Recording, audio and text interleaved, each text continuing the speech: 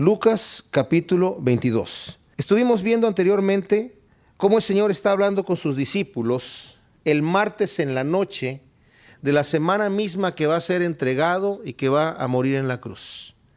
Les había estado hablando de las señales antes del fin y nos dice el último versículo del capítulo 21, el versículo 37, que enseñaba de día en el templo y de noche saliendo se estaba en el monte que se llama de los Olivos, y todo el pueblo venía a él por la mañana para oírle en el templo. Esto quiere decir que a partir del martes hasta el jueves en la noche, el Señor estaba en el templo, no se estaba escondiendo de la gente, y venían las multitudes a oírle. Los principales de los judíos ya habían acordado darle muerte desde hace algún tiempo, y estaban buscando ocasión para tomarlo. Primero quisieron tomarlo en algunas preguntas, a ver si de acuerdo a la ley de ellos, de acuerdo a la opinión del pueblo, o incluso de acuerdo a la opinión del gobierno romano, él caía en alguna trampa para poder acusarlo, porque no tenían ninguna acusación contra él. Pues obviamente no tenían ninguna acusación. ¿Qué acusación iban a tener contra el Hijo de Dios, verdad? Contra el Mesías. Ninguna. El Señor les había dado varios ejemplos y varias parábolas que ilustraban el corazón de ellos. Los desnudó delante de la gente y les dijo: ustedes son esos labradores malvados que mataron al hijo del dueño de la viña para quedarse con la viña. Pero ¿qué va a hacer el Señor con esos labradores malvados? Los va a destruir, los va a ejecutar. Y ellos dijeron: ay, no nos pase eso, ojalá. Pero igual no se arrepintieron. Es impresionante cómo muchas veces el corazón de una persona puede estar tan endurecido que no escuche las advertencias que el Señor da una y otra vez. Pareciera que una vez que una persona ya ha determinado rebelarse contra Dios, no importa quién le hable, va a llegar a hacer lo que va a hacer. Vamos a ver a Judas, que el Señor le advierte. ¿Cómo el Señor le advierte a Judas? Uno de ustedes me va a entregar. Ya se los había dicho antes. Se los había dicho ya por un buen tiempo. Y aquí también lo va a decir. Y a Judas lo va a desenmascarar. Lo vamos a leer en un momento. Pero aún así, Judas va y hace lo que tiene que hacer, porque ya ha determinado esto. Y estos fariseos y estos escribas y estos principales de los judíos se sentían amenazados porque vivían en una posición en donde estaban aprovechándose del pueblo con hipocresía, con falsedad, con abuso. Y el Señor los desnudó. Ellos pretendían ser cristianos. Debemos entender que muchos de ellos eran saduceos, no creían en la resurrección, no creían en un juicio de Dios. Creían solamente en vivir aquí y ganar todo lo que pudieran ganar de aquí. Pensaban que quedar uno bien con Dios solamente para que uno le vaya bien aquí en la tierra. No pensaban en la vida eterna. Entonces, si se podían salir con la suya, deshaciéndose de Jesucristo, qué bien. El Señor ya les había contestado a ellos una pregunta que tenían sobre la resurrección, demostrándoles que la resurrección sí existe. ¿Pero ustedes creen que se convencieron? No. Hay mucha gente que argumenta situaciones no para sacar la verdad, sino para defender una posición, y no importa lo que uno hable con ellos, no van a darse por vencidos. Son deshonestos intelectualmente, y estos hombres eran deshonestos intelectualmente y espiritualmente. Ahora nos acercamos a la Pascua. Nos dice aquí en el versículo 1 del capítulo 22, estaba cerca la fiesta de los panes sin levadura, que se llama la Pascua. Y los principales sacerdotes y los escribas buscaban cómo matarle porque temían al pueblo. Y entró Satanás en Judas, por sobrenombre Iscariote, el cual era uno del número de los 12. Y este fue y habló con los principales sacerdotes y con los jefes de la guardia de cómo se lo entregaría. Y ellos se alegraron y convinieron en darle dinero. Y él se comprometió y buscaba una oportunidad para entregárselo a espaldas del pueblo. Qué situación tan especial. Judas había sido escogido por el Señor como uno de los 12. Judas había estado en momentos especiales en donde ninguno de los otros discípulos, exceptuando los 12 apóstoles, eran los que estaban viendo señales y prodigios. Judas estaba allí cuando vio que el Señor resucitó a un joven. Judas estaba ahí cuando vio que el Señor le dio la vista a los ciegos, levantó paralíticos, cuando el Señor calmó la tempestad con su palabra, cuando el Señor multiplicó los panes y los peces. En casi todos los milagros, exceptuando aquellos en donde el Señor se llevó a Santiago, a Juan y a Pedro solamente, en todos los demás estaba Judas presente. Y Judas Seguramente, como muchos de ellos, tal vez todos los discípulos y los apóstoles y la gente, bueno, incluyendo a Juan el Bautista, ¿verdad? Todo el mundo esperaba que el Mesías iba a llegar cuando viniera e iba a establecer su reinado y iba a derrocar al imperio que estuviese subyugando a Israel. En este momento era el imperio romano. Iba a vencer a los enemigos y establecer su reinado, porque eso es una profecía que el Mesías tiene que cumplir. Pero la gente no sabía que el Mesías venía dos veces, que tenía que venir primero a sufrir y después tenía que venir a conquistar. Los discípulos no entendieron cada vez que el Señor les decía que tenía que ir a la cruz. Ellos no lo entendían. Les estaba velado. Ellos pensaban, en este momento vamos a llegar a sentarnos a ser poderosos. Tal vez muchos de ellos, cuando fueron escogidos por el Señor, pensaron, wow, ¿qué posición me irá a dar el Señor? ¿El primer ministro o el secretario de Estado? ¿O qué será, verdad? No sé. Pero estaban allí, de alguna manera, esperando que el Señor tomase posesión del reinado. Judas también. Y una situación que sucede cuando Judas va a entregar, que no se menciona aquí, pero se menciona en el libro de Juan, es que en este momento el Señor, durante este tiempo, del versículo 27 que acabamos de leer del capítulo anterior al versículo primero del capítulo 22, el Señor visita a sus amigos en Betania, a Lázaro, María y Marta. Y ahí es ungido por María con un perfume carísimo. Y este perfume carísimo, cuando lo rompe María y lo derrama sobre la cabeza del Señor y le llega hasta los pies, Judas hace el comentario de ¿por qué rompió ese perfume tan caro? ¿Por qué no mejor lo vendió para darle el dinero a los pobres? Y hace Juan el comentario, no lo dijo Judas porque realmente tuviese compasión de los pobres, sino porque él era ladrón y guardaba, era el tesorero, el que guardaba el dinero, y de ahí se estaba robando, estaba sustrayendo del tesoro o de la bolsa de dinero que tenían los apóstoles. Ellos vivían del dinero que le daban las personas. Había personas que les daban un dinero para que continuaran y él lo tenía Judas, ¿verdad?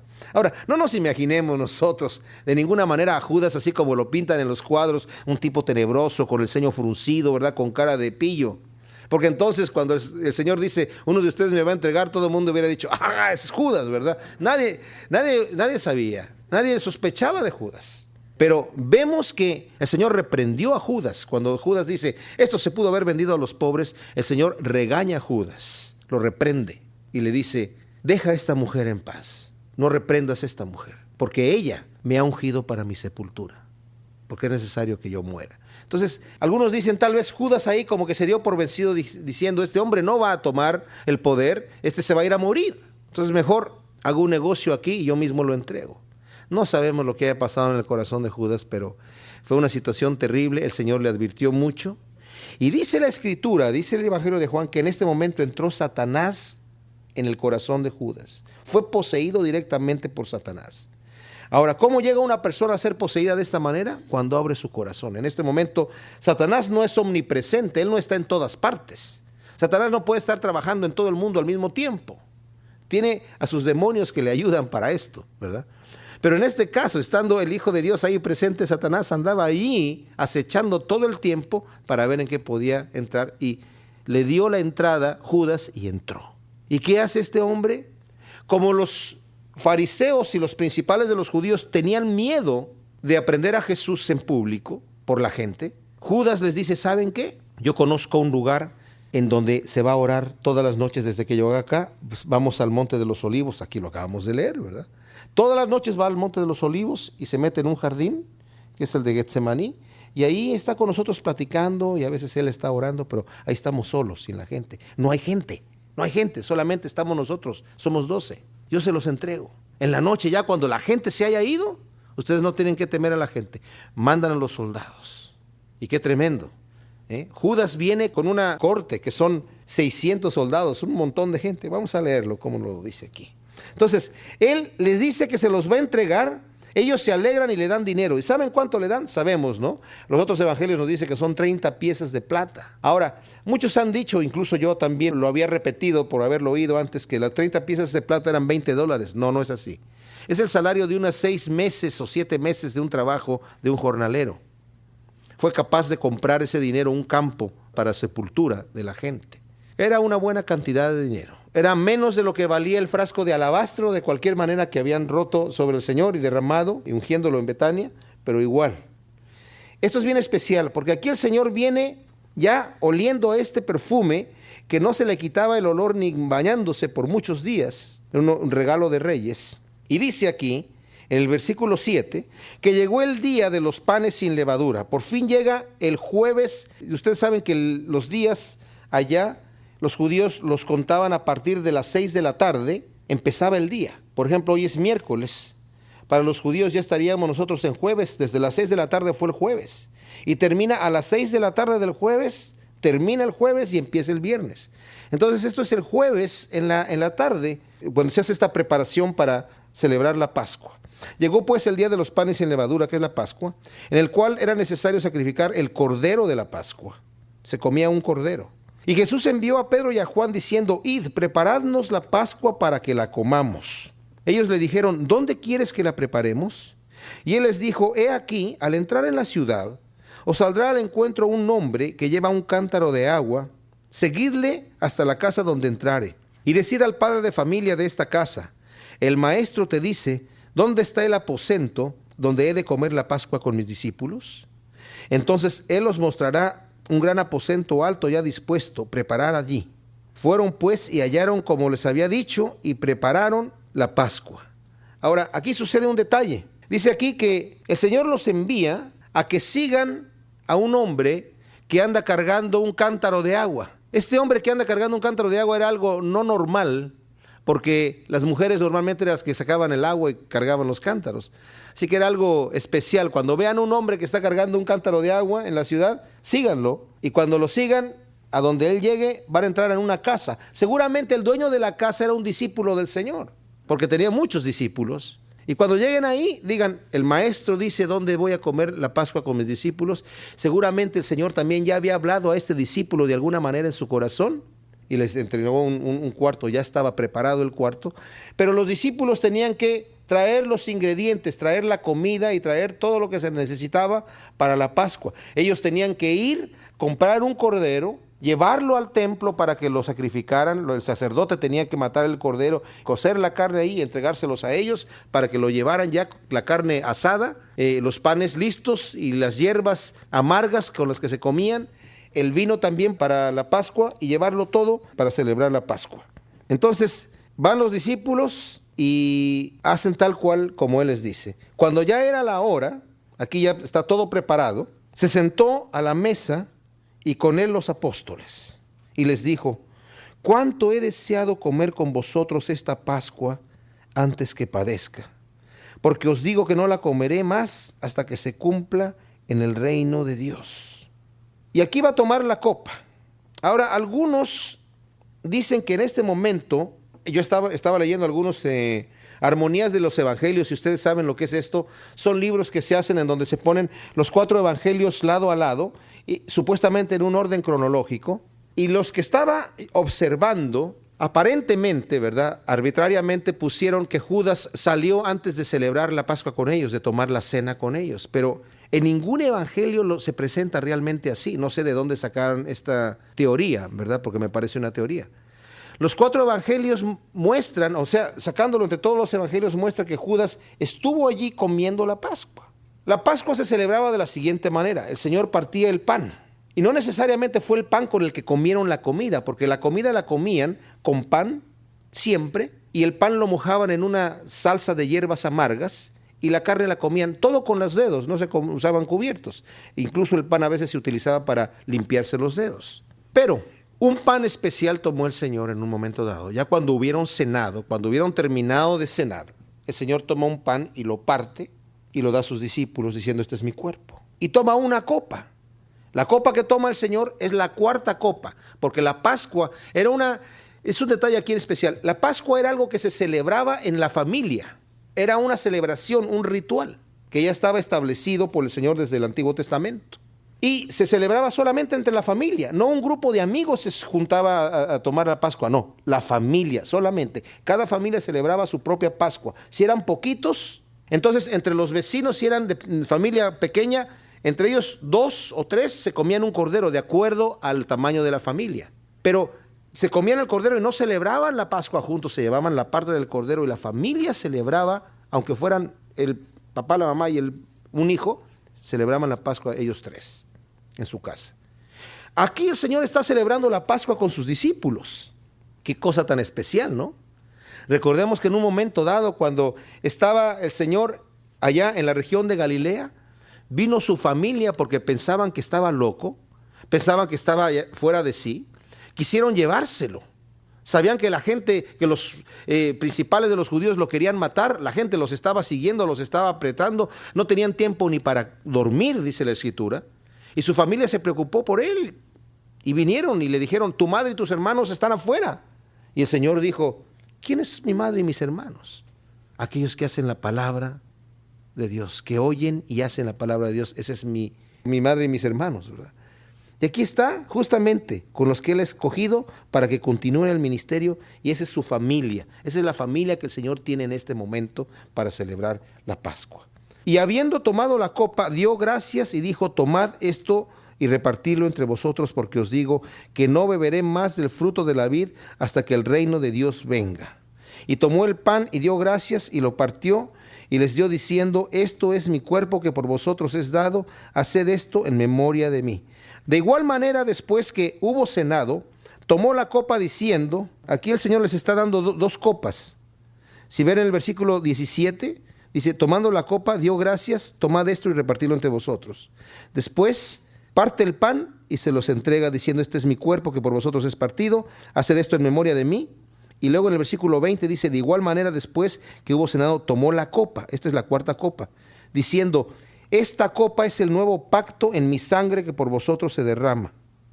Mas he aquí la mano del que me entrega está conmigo en la mesa. A la verdad el Hijo del Hombre va según lo que está determinado, pero ay de aquel hombre por quien es entregado. Entonces ellos comenzaron a discutir entre sí, ¿quién de ellos sería el que había de hacer esto? Cuando nosotros leemos el Evangelio de Mateo, dice, ay de aquel hombre por quien él es entregado, más le valiera al tal hombre no haber nacido. ¡Qué terrible cosa! Y Judas, ¿saben qué responde ahí? Se acerca y le dice, ¿seré yo, maestro?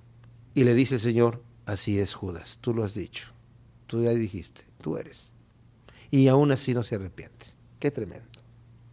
Hubo también entre ellos una disputa sobre quién de ellos sería el mayor. Pero él les dijo, los reyes de las naciones enseñorean de ellas y los que sobre ellas tienen autoridad son llamados bienhechores, mas no así vosotros, sino sea el mayor entre vosotros como el más joven y el que dirige como el que sirve.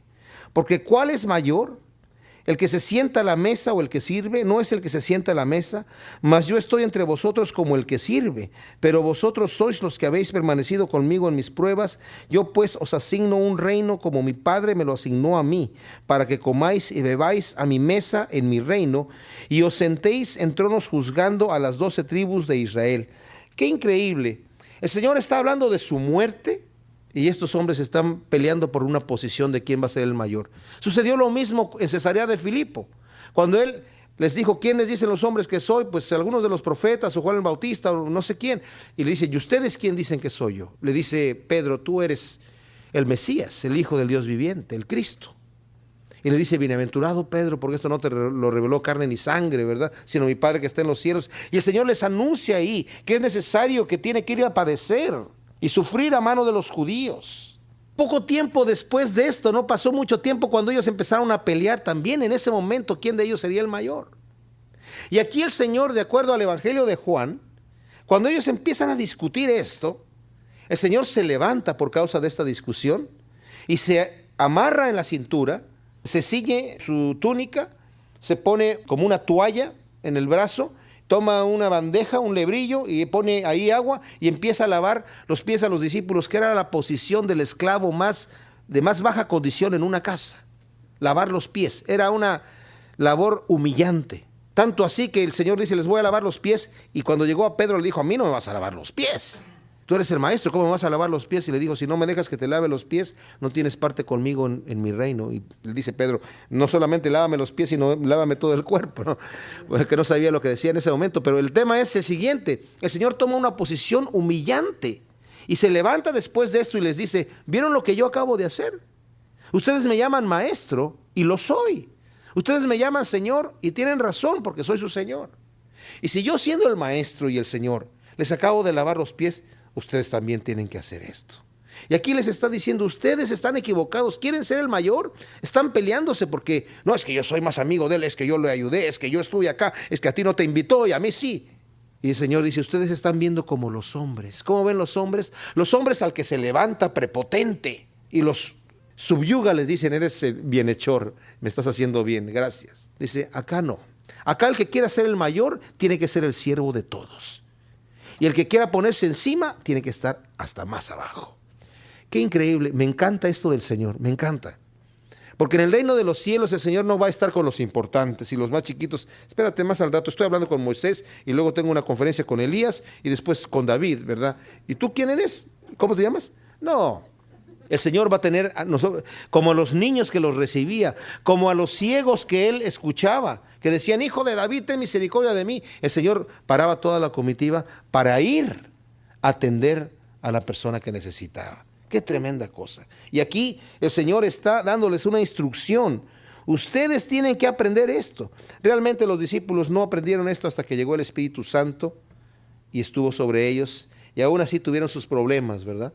El Señor sabe cómo mantenernos abajo, mantenernos humildes. El apóstol Pablo dice que él tuvo que tener un aguijón en la carne, una enfermedad que Dios permitiera en su cuerpo, dice, para que yo no me ensoberbezca demasiado.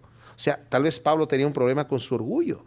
Viendo todos los milagros que el Señor había hecho en su vida y el poder que Dios hacía a través de él, las maravillas que hacía a través de Pablo, era fácil que Pablo se levantara el cuello pensando que porque era él muy bueno o un tremendo siervo de Dios, era lo que el Señor estaba haciendo. Qué terrible es cuando nosotros escuchamos a alguien que dice, a mí el Señor me usa porque yo soy un tremendo siervo de Dios, porque yo he recibido una unción especial, porque yo he estado aquí o he estado allá, porque paso tiempo orando, porque algo tal y cual cosa.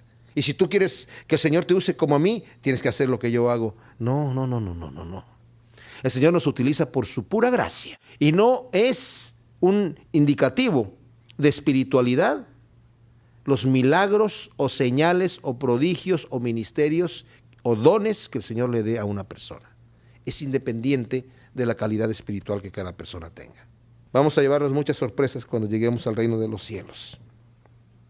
Lucas 22, 31. Aquí el Señor ha tomado ya la Pascua con sus discípulos. Les ha dado una lección acerca del servicio. Judas ha estado allí. Le lavó los pies a Judas también. Y mientras todavía está allí, en la mesa, y aquí el Señor también le dice a Pedro algo especial. Dice el versículo 31, dijo también el Señor, Simón, Simón, he aquí Satanás os ha pedido para zarandearos como a trigo, pero yo he rogado por ti que tu fe no falte, y tú una vez vuelto, confirma a tus hermanos. Él le dijo, Señor, dispuesto estoy a ir contigo no solo a la cárcel, sino también a la muerte. Y él le dijo, Pedro, te digo que el gallo no cantará hoy antes que tú niegues 3 veces que me conoces. Hay un detalle aquí muy especial. Dice literalmente, Satanás los ha pedido a todos. Esta palabra os es plural, no solamente a Pedro, a todos los discípulos. Satanás los ha pedido a todos ustedes para zarandearlos como a trigo. Y la palabra en griego del verbo aquí es pasado. Satanás ya los pidió y ya se le concedió su petición. Fíjense qué especial. La palabra literalmente es Satanás ya los reclamó para probarlos. Miren, hay un detalle que nosotros a cabalidad no lo vamos a entender. Satanás tiene acceso al cielo. Satanás entra delante de Dios para hablar con él y para acusarnos a nosotros, como acusó a Job para solicitar probarlo. Y el Señor a veces se lo concede a Satanás, a veces no, a veces sí. Y uno dice, bueno, ¿y cómo? ¿Y por qué el Señor obedece a eso? Porque el Señor, Satanás se va al lago de fuego y va a estar allí por la eternidad. Pero el Señor utiliza todas las cosas, incluso negativas, para beneficio nuestro. El Señor dice aquí, pero yo oré por ti, Pedro. Los pidió a todos, pero yo oré por ti, Pedro. Y oré para que tu fe no falte. No solamente voy a orar, no, ya oré por ti. Satanás los pidió a todos ustedes y yo oré por ti, Pedro, para que tu fe no falte. Pero hay un detalle aquí. Satanás va a tomar a los discípulos y los va a sacudir, los va a zarandear. Alguien dijo por ahí, Satanás los zarandea con las pruebas, ¿verdad? Porque él quiere deshacerse del trigo. El Señor permite el zarandeo porque el Señor quiere deshacerse de la paja. Y es lo que logra el Señor. O sea, somos zarandeados, Pero Satanás cree que va a aventar el trigo y que va a quedar con la paja. Y el trigo lo va a deshacer. Pero en el zarandeo, el Señor lo que saca de nosotros es la paja. ¿Y saben qué? Es zarandeado Pedro. Vamos a ver a Pedro que el Señor le dice aquí, tú me vas a negar. Y lo va a negar.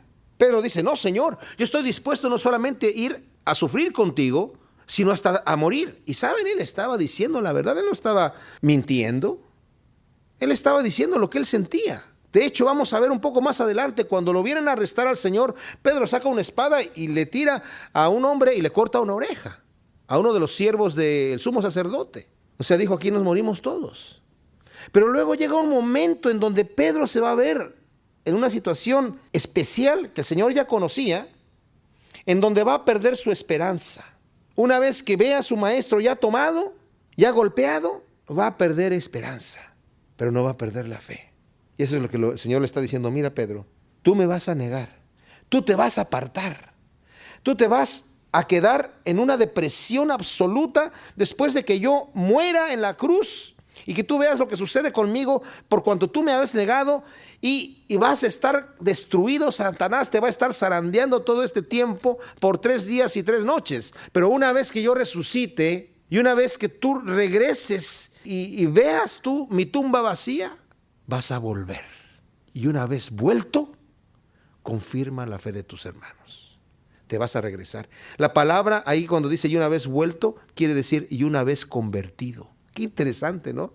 La palabra en griego dice, una vez que estés convertido realmente, confirma la fe de tus hermanos que van a estar también débiles porque han sido zarandeados. Y qué tremenda labor vemos nosotros del Espíritu Santo una vez que resucita el Señor y son investidos del poder del Espíritu Santo. Tienen una obra tremenda todos estos hombres. Pero aquí el Señor le anticipa esto. Y a ellos dijo, a todos los que estaban ahí, cuando os envié sin bolsa, sin alforja y sin calzado, ¿os faltó algo? Ellos dijeron nada. Y les dijo, pues ahora el que tiene bolsa, tómela, y también la alforja. Y el que no tiene espada, venda la capa y compre una. Porque os digo que es necesario que se cumpla todavía en mí aquello que está escrito y fue contado con los inicuos, porque lo que está escrito de mí tiene cumplimiento. Entonces ellos dijeron, Señor, aquí hay 2 espadas. Y él dijo, basta. O sea, ya es suficiente. Más bien el Señor con este basta está cortando la conversación. Hay muchas opiniones acerca de estos versículos que acabamos de leer en los diferentes comentarios bíblicos y expositores de la Biblia.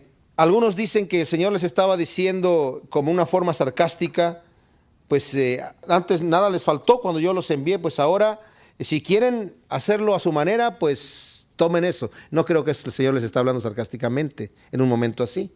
Otros están diciendo que a lo mejor le están diciendo el Señor, bueno, antes cuando dependían de mí, yo les daba todo, ahora las cosas van a cambiar, yo me voy a ir y ustedes van a tener que empezar a hacer buenos negocios y la espada pues para defenderse de los abusos. Tampoco creo que el Señor estuviera cambiando radicalmente un mandamiento que antes había hecho de otra manera.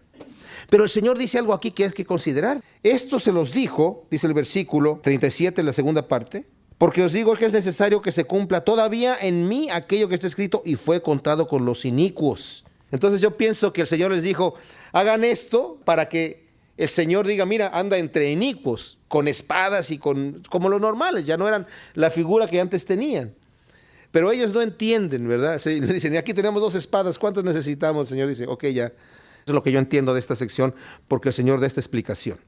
El versículo 39 dice, y saliendo se fue como solía al monte de los olivos, y sus discípulos también le siguieron. Cuando llegó a aquel lugar, les dijo, orad, que no entréis en tentación. Y él se apartó de ellos a distancia como de un tiro de piedra, y puesto de rodillas oró, diciendo, Padre, si quieres, pasa de mí esta copa, pero no se haga mi voluntad sino la tuya. Y se le apareció un ángel del cielo para fortalecerle. Y estando en agonía, oraba más intensamente, y era su sudor como grandes gotas de sangre que caían hasta la tierra. Cuando se levantó de la oración y vino a sus discípulos, los halló durmiendo a causa de la tristeza, y les dijo, ¿por qué dormís? Levantaos y orad para que no entréis en tentación. Aquí vemos al Señor en una agonía tremenda en Getsemaní, y es un punto que a mí siempre me ha impresionado. Llega el Señor a este lugar, se aparta de ellos. Sabemos por los otros evangelios nos dice que le dijo a Juan, a Jacobo y a Pedro, se los llevó a ellos aparte. Y les dijo, esténse aquí, velen conmigo, o sea, estén despiertos y orando conmigo. Yo me voy a ir a orar allá. solo, pero ustedes estén aquí rogando también por mí. Y como estaban, nos dice el versículo 45, se levantó de la oración y vino a sus discípulos y los halló durmiendo a causa de la tristeza. Ellos se duermen. Entonces el Señor va a orar una vez, regresa y los halla dormidos y los despierta y les dice, ¿por qué no han podido orar conmigo una hora? Entonces se vuelve a ir otra vez a orar, diciendo las mismas palabras, nos dicen los otros evangelios, y vuelve a regresar a sus discípulos y los encuentra dormidos y vuelve otra vez a irse a orar y después se levanta el Señor y ya se va. Hay un detalle que aquí me impresiona, que dice la Escritura que estaba en una agonía tal, diciendo, Padre, si es posible, pase de mí esta copa. En otros evangelios nos dice que le dice, Señor, Padre, para ti todas las cosas son posibles. Ya declaró eso con su boca. Y dice, y si es posible, pues ya lo dijo, ¿verdad? Pase de mí esta copa. Mas no sea como yo quiero, sino como tú quieres. O sea, el Señor en ese momento pudo haber dicho, Señor, yo no quiero pasar por aquí. En el evangelio de Juan, cuando Pedro corta la oreja del siervo del sumo sacerdote, le dice, Pedro, mete tu espada en su vaina nuevamente. ¿Qué? ¿No he de beber la copa que mi padre me está dando a beber? ¿Cuál era la copa?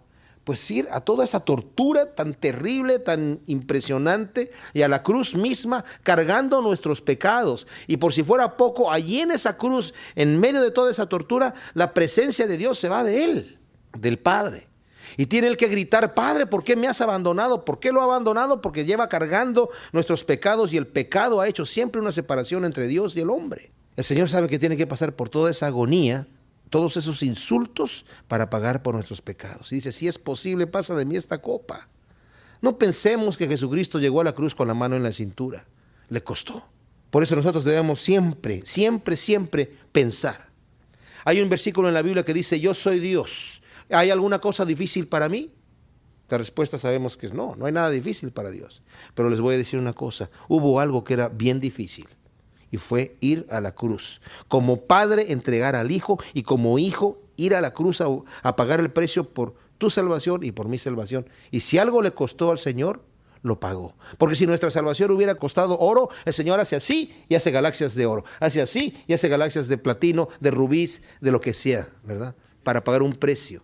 Pero un precio que le costó a Dios, al omnipotente, al todopoderoso, al creador infinito, fue el precio de morir en la cruz por nosotros. Qué tremendo amor de Dios hacia nosotros, ¿verdad? Impresionante, impresionante.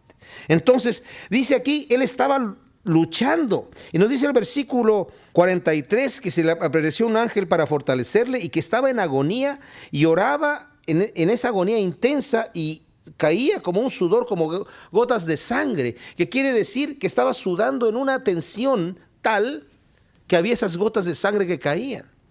Algunos manuscritos no tienen estos versículos, los más antiguos, aquí, y algunos los ponen en el Evangelio de Mateo. Se piensa que tal vez no eran originales del texto, eso no lo vamos a discutir. Lo que sí vamos a entender es que el Señor estaba en una terrible agonía en ese momento. ¿Y saben qué? Si él estaba en un momento diciendo, Señor, si es posible, pase de mí esta copa, llegó un momento donde el Señor se levantó y tomó la copa con las dos manos. Y fue cuando él dijo, ya, la Escritura nos dice que él vio el gozo puesto delante de él. El gozo puesto delante de él no era la cruz ni los clavos, que eso no es gozo para nada. Pero el gozo puesto delante de él éramos nosotros en el reino de Dios. Y dijo, vale la pena. Vale la pena. Se levantó como un héroe, tomó la copa con las dos manos y cuando Pedro sacó su espada para defenderlo, dijo, Pedro, guarda tu espada, ¿qué no sabes que el Señor me puede dar 12 legiones de ángeles? Literalmente son más de 80,000 ángeles. Imagínense. Dice, pero a mí nadie me quita la vida, yo la doy. Y él fue a entregarse. Qué tremenda cosa. Nos dice aquí en el versículo 47 que mientras él aún hablaba se presentó una turba y el que se llamaba Judas, uno de los 12, iba al frente de ellos y se acercó hasta Jesús para besarle. Entonces Jesús le dijo, Judas, ¿con un beso entregas al Hijo del Hombre? Viendo los que estaban con él lo que había de acontecer, le dijeron, Señor, ¿heriremos a espada? Y uno de ellos, sabemos que es Pedro, hirió a un siervo del sumo sacerdote y le cortó la oreja derecha. Entonces respondiendo Jesús dijo, basta ya, dejad. Y tocando su oreja le sanó. Qué increíble. El último milagro que el Señor hizo de sanidad era para un hombre que venía a prenderlo. Qué impresionante. Y Jesús dijo a los principales sacerdotes y a los jefes de la guardia del templo y a los ancianos que habían venido contra él, como contra un ladrón habéis salido con espadas y palos, habiendo estado con vosotros cada día en el templo, no extendisteis las manos contra mí, mas esta es vuestra hora, la potestad de las tinieblas. ¡Wow! En el día ustedes no han podido hacer nada, pero ustedes obran en la noche, en las tinieblas, porque están guiados por el padre de las tinieblas, que es Satanás. Yo estaba con ustedes todo el tiempo. Tuvieron que hacerlo a escondidas, y prendiéndole le condujeron a casa del sumo sacerdote, y Pedro le seguía de lejos, y habiendo ellos encendido fuego en medio del patio, se sentaron alrededor, y Pedro se sentó también entre ellos. Pero una criada, al verle sentado en el fuego, se fijó en él y dijo: también estaba con él. Pero él lo negó diciendo: mujer, no lo conozco. Un poco después, viéndole otro, dijo: tú también eres de ellos. Y Pedro dijo: hombre, no lo soy. Como una hora después, otro afirmaba diciendo: verdaderamente también estaba con él, porque es Galileo. Y Pedro dijo: hombre, no sé lo que dices. Y enseguida, mientras él todavía hablaba, el gallo cantó. Entonces, vuelto el Señor, miró a Pedro, y Pedro se acordó de la palabra del Señor que le había dicho: antes que el gallo cante, me negarás 3 veces. Y Pedro salió afuera y lloró amargamente. Ahora, si leemos la secuencia de los diferentes evangelios, nos damos cuenta que el Señor lo tomaron preso y lo llevaron primero a la casa de Anás. Anás era el sumo sacerdote, pero los romanos lo habían quitado de allí porque no les gustaba a Anás. Aunque le dejaron conservar el título, ya no ocupaba el oficio de sumo sacerdote, y ellos pusieron a Caifás, que era su yerno. Él todavía estaba allí como sumo sacerdote porque de alguna manera tenía el negocio de los cambios de monedas y vivía, se enriquecía estafando a la gente. Lo llevan primero a la casa de Anás, allí lo insultan, lo golpean, y luego lo llevan a casa de Caifás. En la casa de Caifás, si leemos los otros evangelios, especialmente el de Juan, nos dice que Pedro lo andaba siguiendo de lejos y se quedó en la puerta porque no lo dejaban entrar. Pero había un discípulo un discípulo de Cristo que conocía al sumo sacerdote, y de alguna manera habló con la portera, y la portera lo dejó entrar. Y es esta portera la que después se acerca y le dice a Pedro: tú eres uno de ellos, ¿verdad? No, yo no soy. Pedro ya está ahí calentándose, ya casi en la madrugada, cuando está amaneciendo, cuando se pone muy frío, en el fuego. Más adelante otro hombre le dice: sí, tú eres uno de ellos. No, no soy. Y otro le dice: sí, hasta tu forma de hablar, tú eres Galileo. Y Pedro, aquí no lo dice, pero en los otros evangelios nos dice, empezó a maldecir para que le creyeran, y dijo: no conozco a ese tipo. Y en ese momento el Señor lo vio, volteó y lo vio, y Pedro vio al Señor y salió afuera a llorar. Ahora hay un detalle aquí que tenemos que observar, importantísimo, es el siguiente. Pedro vio al Señor. El Señor estaba en un momento dado, ¿verdad?, allí mientras también lo estaban golpeando y lo estaban insultando, y en ese momento Pedro niega al Señor la última vez, canta el gallo, y el Señor voltea a ver a Pedro, pero no pensemos que lo voltea a ver con una mirada de: Pedro, qué bárbaro, qué apóstol. No, el Señor lo voltea a ver con una mirada de amor, diciendo: no te preocupes, yo ya sabía, yo estuve orando por ti para que tu fe no falte. Yo sé lo que va a pasar contigo. Pero ¿saben qué? La fe de Pedro no faltó, porque les voy a decir una cosa. Pedro tal vez estaba negando al Señor, pero de nada hubiera servido que el Señor hubiera volteado a ver a Pedro si Pedro no lo estaba viendo a él. Y las miradas se encontraron, porque Pedro lo estaba mirando a él. Tal vez estaba en esa situación terrible, pero estaba mirando a su Señor allí, y el Señor lo voltea a ver, y cuando lo voltea a ver, se deshace y sale a llorar amargamente. El Señor sabía que esto iba a acontecer, pero vamos a ver más adelante que Pedro va a volver justamente y va a confortar la fe de sus hermanos, y el Señor lo utiliza poderosamente ya una vez que es invadido del Espíritu Santo en el día de Pentecostés. De hecho, el Señor se viene apareciendo a los discípulos por varios días, muchos días. Y desde la última vez que se aparece el Señor, parece que son como 10 días más cuando son invadidos del poder del Espíritu Santo, y Pedro empieza a predicar con toda fuerza, ¿verdad?, y con todo valor. En el versículo 63 nos dice que: y los hombres le custodiaban a Jesús, y se burlaban de él, y le golpeaban. Y vendándole los ojos, le golpeaban el rostro, y le preguntaban diciendo: profetiza, ¿quién es el que te golpeó? Y decían otras muchas cosas, injuriándole. Qué increíble. Es increíble ver cómo la maldad de los hombres, a qué punto puede llegar cuando se juntan para hacer un mal. Aquí definitivamente Satanás y sus demonios están haciendo toda una fiesta. Pero ¿saben un detalle? Satanás no sabe. Satanás pidió a Pedro para zarandearlo, pero como les dije, en la zarandeada de Pedro, Satanás no gana. No se deshace del trigo, se deshace de la paja. Y aquí golpeando al Señor, injuriándolo y todo esto, no está atormentando al Señor gratuitamente. Dice el profeta Isaías que nosotros somos sanados por su llaga. El Señor no sufrió gratuitamente. Fue padeciendo todas estas cosas por nosotros. Y Satanás utilizó a los enemigos de Dios para cumplir la voluntad de Dios. ¡Qué increíble! Porque también había dicho, uno de ustedes me va a entregar. El Hijo de Dios va, como está escrito de él. El Hijo de Dios tiene que ir a la cruz a morir en la cruz. Es necesario. Pero hay de aquel que lo entrega. También había dicho anteriormente, es necesario que vengan pruebas y tribulaciones, pero hay de aquel que trae este tipo de tropiezos. Mejor le fuera que se atara una piedra de molino y se tire en el mar, que hacer caer a uno de mis pequeños. Pero es necesario que vengan estos tropiezos. Aquí dice el versículo 66, cuando era de día se juntaron los ancianos del pueblo, los principales sacerdotes y los escribas y le trajeron al concilio diciendo, ¿eres tú el Cristo? Dínoslo. Y les dijo, si os lo dijere no creeréis. Y también si os preguntare no me responderéis ni me soltaréis. El Señor los desnuda y conoce sus corazones. Pero desde ahora el Hijo del Hombre se sentará a la diestra del poder de Dios. Dijeron todos, ¿luego eres tú el Hijo de Dios? Y él les dijo, vosotros decís que lo soy. Entonces ellos dijeron, ¿qué más testimonio necesitamos? Porque nosotros mismos lo hemos oído de su boca. Cuando leemos los otros evangelios nos damos cuenta que trajeron varios acusadores que falsamente estaban inventando acusaciones contra el Señor. Pero aquí nos dice Lucas que le vinieron con dos preguntas. Primero le preguntan, ¿eres tú el Cristo? ¿Eres tú el Mesías? Dínoslo. Y él dice, si yo se los digo, ustedes no me van a creer.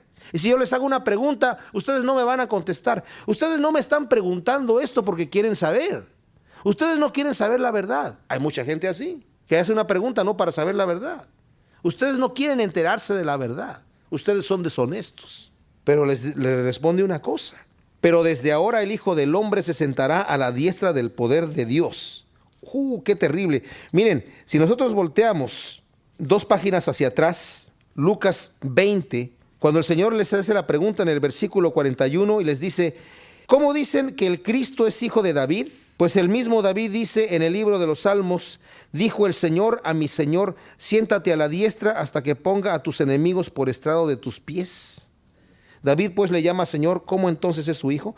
Aquí el Señor estaba haciendo otra pregunta, pero ¿saben? Está citando aquí el Salmo 110, el versículo 1, donde literalmente dice, dijo Jehová o Yahvé a mi Señor, que es el Mesías, siéntate a la diestra hasta que ponga a tus enemigos por estrado de tus pies. Ellos conocían este versículo. Y aquí el Señor cuando les dice, ¿eres tú el Cristo? El Señor les dice, si yo los dijere a ustedes no me van a creer. Pero les voy a decir una cosa, desde ahora van a ver al Hijo del Hombre, que es el título que él usaba para sí mismo, a la diestra de Dios. O sea, sí, efectivamente, yo soy el Mesías. Qué tremenda cosa, increíble. Y luego le dicen, ¿eres tú el Hijo de Dios? O sea, ya que ellos entendieron esto. Y por eso le dicen, luego eres tú. Luego está hilando la otra declaración. Entonces, ¿eres tú el Hijo de Dios? Acabas de decir que eres el Mesías, que vas a estar sentado a la diestra del Padre. Entonces eres el Hijo de Dios. Y cuando él dice, tú lo has dicho, no pensemos que es una frase, no les quiso decir que sí. En esa costumbre, en ese momento, en el idioma quiere decir exactamente. Como dicen en inglés, you said it, man. O sea, como también en español, pues ya lo dijiste. O sea, así es. Exactamente. Así como tú dijiste, así es. Y el sumo sacerdote se levanta, se rasga las vestiduras, que era una señal de duelo. Si él hubiera estado blasfemando, si hubiera estado diciendo que era el Hijo de Dios falsamente, el sumo sacerdote se debería de levantar, de acuerdo a la ley, y rasgar su vestido porque había blasfemado a Dios. La causa de blasfemar el nombre de Dios, el castigo era la muerte. Entonces él dice, ¿qué más necesidad de testigos tenemos? Lo hemos oído de su propia boca, ya le ha blasfemado. ¿Qué opinan, señores? Ahí ya están en la casa de Caifás en la mañana cuando se ha juntado el Sanedrín. La palabra que usan para concilio aquí, que se juntó el concilio, es Sanedrín literalmente, que eran los gobernadores que iban a dictaminar. Es la corte donde van a dictar la sentencia. Pero como ellos no tienen capacidad de aplicar la sentencia que acaban de dictar, lo van a traer con Pilato, con otro tipo de acusaciones, porque Pilato no lo va a condenar a nadie por blasfemia, ¿verdad? Pero qué terrible. Estos hombres ya habían sido advertidos. Ustedes van a querer matar al hijo del dueño de la viña para quedarse con ella.